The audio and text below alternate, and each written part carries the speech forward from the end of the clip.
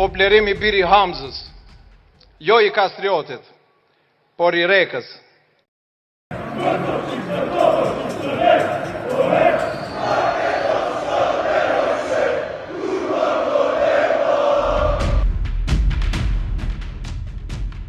Кој шири говор на омраза е тема на денешната епизода на Скен. Омраза има насекаде, почнувајќи од спортските надпревари, графити на ѕидовите, јавните превози, социјалните мрежи, завршувајќи се до партиските говорници. За говорот на омраза зборуваат активисти, новинари, професори, аналитичари, како и министерот за внатрешни работи. Мора да се превземат радикални мерки во спречувањето на говорот на омраза. Не сме виделе јавното обвинителство МВР да излезе со реална статистика која што мене како мерсика ќе ми даде сигурност. Значи ја не зборам само како посматрач на говор на омраза, јас зборам како жртва на говор на омраза. Ова ни кажува дека се работи за феноменот на неказнивост и тој феномен е оној кој што ги охрабрува мразачите. Поминувавме доста често низ она што значи избори во државата. Бевме свесни за тенденциите кои што се случуваат, значи манипулација со јавното мислење, значи имавме и ситуации на говор на омраза, имавме прелевање на она воинствена реторика на дел од политичарите. Ситуацијата е уште полоша кога денеска во денешно време секој може се да каже без никаква одговорност, нели тоа ни го возможуваат социјалните мрежи. Употребата на квалификацијата северџани за поддржувачите на договорот со Грција е говор кој омалуважува дел од граѓаните. Топло да ја поздравиме стоката Северџанска на Мечкин камен. Беше насловен настанот на Фејсбук кој го организираше новинарката на МТВ Марија Котовска по повод одбележување на Илинден.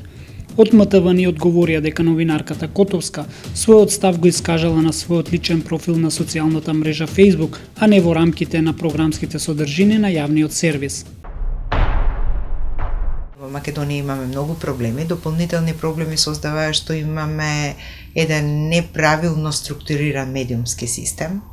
Значи имаме медиуми со многу ниско ниво на интегритет. Ние, еве за разлика од другите земји во регионот и европските земји, јавниот сервис кој што на некој начин треба да биде баланс и да го структурира и да ги наметнува критериумите во медиумскиот систем, како кадровските, така и содржинската димензија на медиуми не заживеа. Причина за ширењето на говор на омраза е пред се исполитизираното општество, како и неказнивоста. Активистот Петрица Рачини вели дека феноменот на неказнивост ги охрабрува мразачите. Тој смета дека прва жртва на мразачите ќе бидат професионалните медиуми ако не им се спротивстават.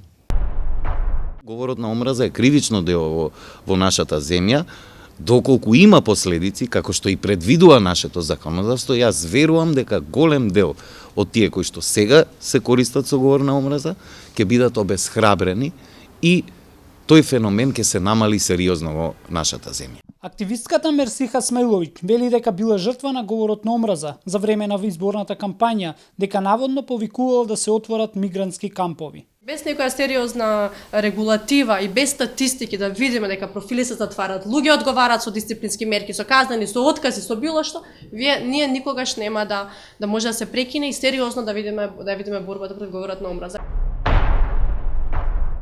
Министерот за внатрешни работи, Оливер Спасовски, смета дека на говорот на омраза треба да му се спротивстават сите, вклучувајќи ги институциите.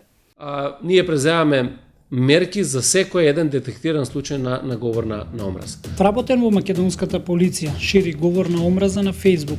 Тој на една објава на еден портал со наслов "Македонците станаа циганот Скопјанос на парадата во Атина" искоментирал: "Благодарение на циганот Димитрос", алудирајќи на министерот за надворешни работи Никола Димитров.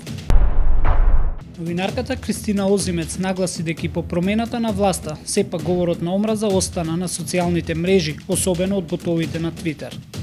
Доста од коментаторите на социјални мрежи на различни начини се приклонуваат, гледаат да се приклонат кон својот камп, да кажам, кон својата партија, не влегуваат во дискусии многу со аргументи, туку повеќе гледаат да се едноставно да најдат одредени коментари кои што ќе оправдаат нивната позиција, а некои во тие жестоки, да кажам, нели бранење на позиции влегуваат често и во говор на омраза, и во закани, и во клевети. Постојат многу фейк профили, лажни профили кои што се користат, такви профили имаат многу луѓе, политички партии, субјекти и така натаму, меѓутоа за секој од нив, каде што се шири говор на омраза, каде што се шират лажни вести кои што можат да допринесат за нарушување на стабилност и на мирот, МВР презема мерки со тоа што веднаш се известува јавниот обвинител и преку постапките кои што јавниот обвинител